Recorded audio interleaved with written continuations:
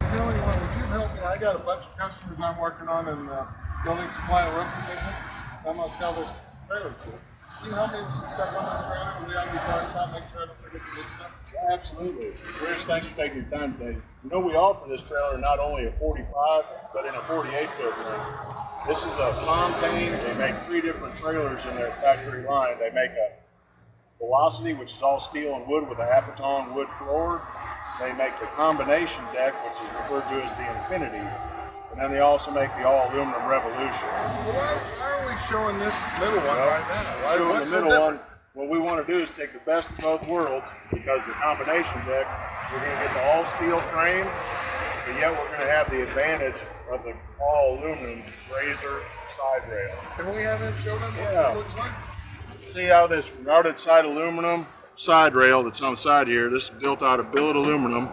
And it's routed, machined out, and it has all your slots for running your pipe slots, either your bolsters or running your straps through.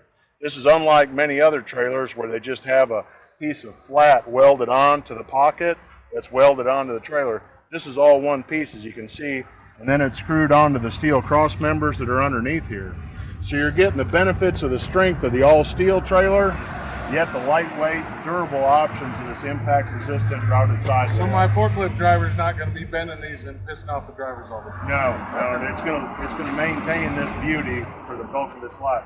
They've sold many, many miles of this side rail. They've sold less than 2 football fields of replacement side rail all the years they've been making it. That's why we don't do just an all-steel trailer for this operation. Well, we want the lighter weight, but yet we want the strength of the steel. And like any other Fontaine flatbed or drop deck, to the original owner of this trailer purchaser, this main beam of this trailer is guaranteed for the life of that trailer to the original owner. On the backpack here, you'll see that what separates the difference between this trailer and everybody else's, this is actually engineered onto the trailer. We don't build a standard flatbed trailer and all of a sudden chop it up and make this into a forklift trailer. So it's already engineered to haul just about 80% of all brands of lifts, from the Navigators, Moffetts, and the Princetons. So you'll see here, Bruce, they got this where you can go ahead and flip this in. It just flips in right here, and then your wheel sits up on here, and you'll notice this curved pad. We can adjust that so it fits onto your forklift exactly for the individual model. It's not a problem. But when you're running without the forklift on the back, by law, you have to go ahead and have this bumper. You fold this out, put that pin back in it right here. And on the back of this, you've got your mounts where you put your plug wire in so that you get your taillights on the back of your Piggyback forklift back there. Those will light up because you're covering up your taillights a lot of times once your lift's on the back. You'll notice you've got the lift mounts back here. You'll put your forks in right through here, and then your saddles go up and grab on there, and then you'll pin your chains onto the back here, onto the back. So your foot pads, and then your lifts for the hooks to sit on for your forklift, and then also for your chain loops. You can see you can adjust the foot pad sight there. You've got the pin that removes out easily. So in case we need to change the forklift. Bruce, this fits almost 80% of all the forklift brands, with the exception of the Donkey brand. You know, the yellow one that you see sitting out. We can still have those. We can have those mounted on at the factory on any of our stock units that are sitting there. That's the mount that juts out here to the rear, mounts up on the back. It doesn't have the forks that go up at the side. Something that's different on the ones that we order from having somebody else's trailers that maybe another dealer stocks, we order ours where you can move the suspension 16 inches. Some people always kind of have everything set up in to where it's just a fixed air ride suspension on the back.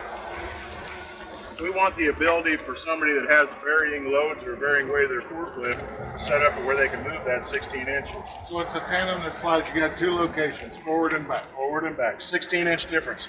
And the tire size also? We put 22.5s on because that's the industry standard for having it. A lot of people go ahead and put low-profile tires on because they're a little bit cheaper, but we go ahead and upgrade to the tall 22.5s because you want as much clearance on the back here in order to have your forklift.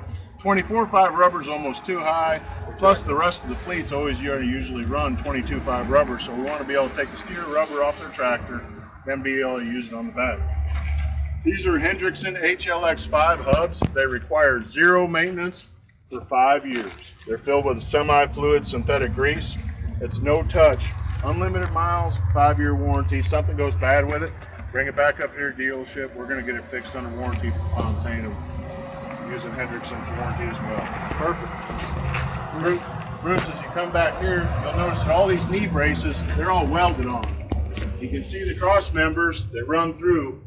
They go all the way through the frame rail. They're welded on this side, then they're screwed in top and bottom on this outside rail. But you know, more important, talk about why having these knee braces welded? Because some of our competitors, they mold them on. Well, they put them on with bolts because it's cheaper to do that, right? Yep. The other thing is, anytime you have a fastener on there, that just creates a nice spot for a crack to happen when you're trying to take something that's taking the torsional load from twisting, because the trailer goes down the road and the rails rake like this. Unlike a tank trailer where it's a tube like a toilet paper roll, there's no twist to it. These have a lot of twist because you have to remember that forklift weighs about 4,500 pounds to 5,000 pounds. Dangling on the rear of that trailer back there, you're going to get a lot of juck and jiving with that frame wiggling and wagging on there. Notice that these holes are already pre-punched from the factory, so we can fit a variety of toolboxes on here. We keep a lot of these in stock, generally about 25 units at the factory, so that we can customize them to fit your needs right there at the plant. And we do it on both sides. So Both sides. Curbside or roadside. Curbside, roadside, we put any kind of box on it you want to. You'll notice they do still have a coil package, so if you did need to haul a 52,000 pound coil, you can still put 52,000 pounds within a 5-foot area right here. And they show you the spot on the frame where you should do that at. You'll notice that you have on each side, you got 6 tie downs here, run your straps through. They've got the rope hook slide in here. You put that up so you can pull your slew through without having to constantly have that ratchet in every time. Saves you a little bit of time and frustration. And then these are sliding rope hooks, so if you do have to tarp the load, they can use it. Absolutely. Perfect. And as you get up towards the front of the trailer, this is something that makes it so unique. With a 45-foot trailer, you absolutely have to have counterweights on. Talk about the counterweight. Can we do it a little different on this trailer? Well, the reason why this one's so unique, Bruce, is that what we do is we lay it into the floor. That way you don't have it dangling down or have it bolted up underneath the fifth wheel brackets and just have it hanging underneath. So what Fontaine did is we went ahead and produced it as part of the floor. So this is engineered, and the reason say, oh, why would you want to add more weight onto the trailer? Because I did, and I was like, that seems stupid, right? Well, the problem is you've got this distance levering 5,000 pound forklift off the back. So next thing you know, your driver goes around an incline, comes up, and the wheels come off the ground. And guess what? You don't have any brakes. So that's why they put the counterweights on there, because they don't want that fifth wheel kingpin jerking up and taking weight off this tandem to the point to where you'd have a safety issue. Yeah.